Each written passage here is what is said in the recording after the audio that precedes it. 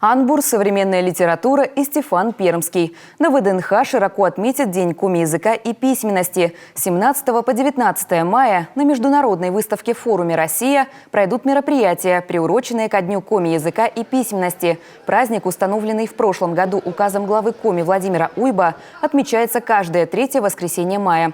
На этой неделе услышать звучание коми-речи и прикоснуться к истории и национальным традициям смогут посетители ВДНХ.